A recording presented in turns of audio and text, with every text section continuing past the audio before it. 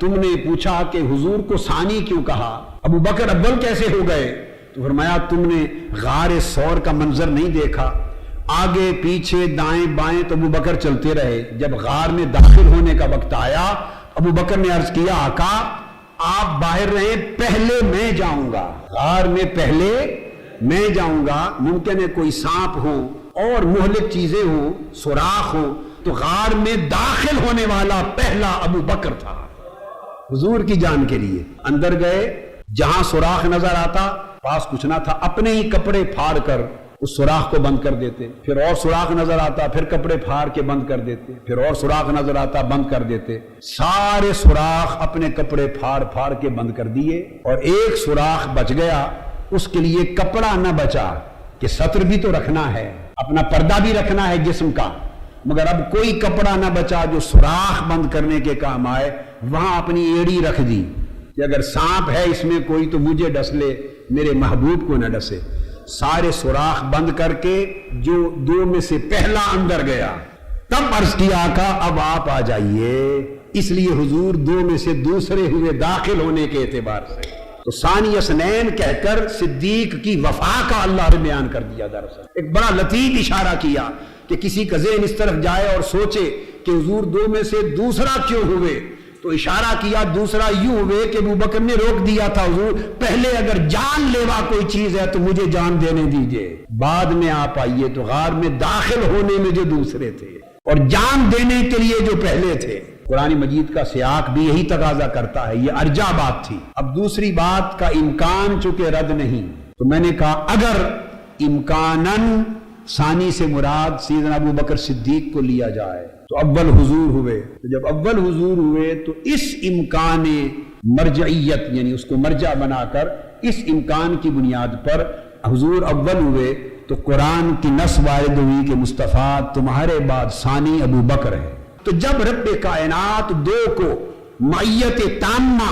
ایک صیغے میں ایک ضمیر میں جمع کر کے معیت اور فنائیت کے شکل میں بیان کرتا ہے، تو پھر جس کو رب اتنا قریب کر دے وہ شخص کبھی بھی زندگی میں تا عدم وفات اس رسول سے صدق و وفا میں دور نہیں ہو سکتا۔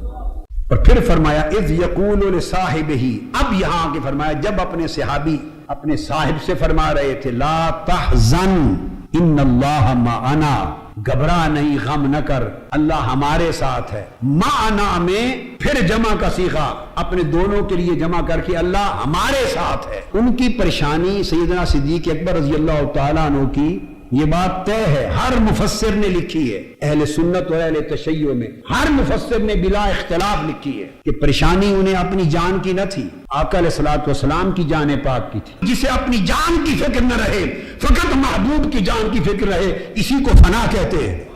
وہ فانی پھر رسول ہو گئے، وہ تو جب ثانی اثنین میں اول داخل ہوئے،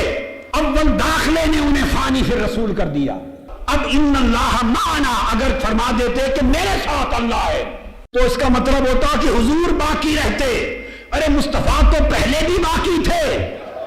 بعد میں بھی باقی رہتے، اور حضور کی بقا تو کبھی انکار کا مسئلہ نہ تھا۔ اب جب معیت الہیہ خاصہ کی بات آئی جس نے باقی کرنا تھا، تو آپ کی وفا نے، جزا نے، احسان نے، سخا نے، عطا نے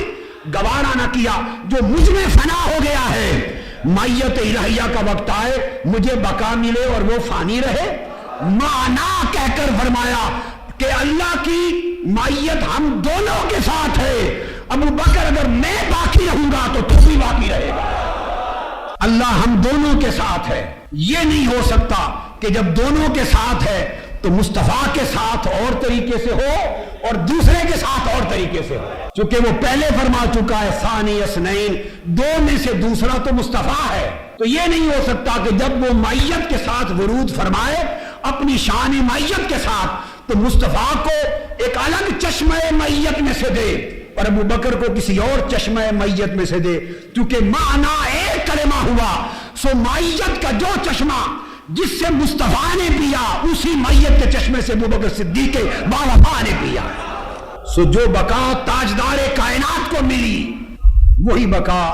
اس غلام تاجدار کائنات کو ملی۔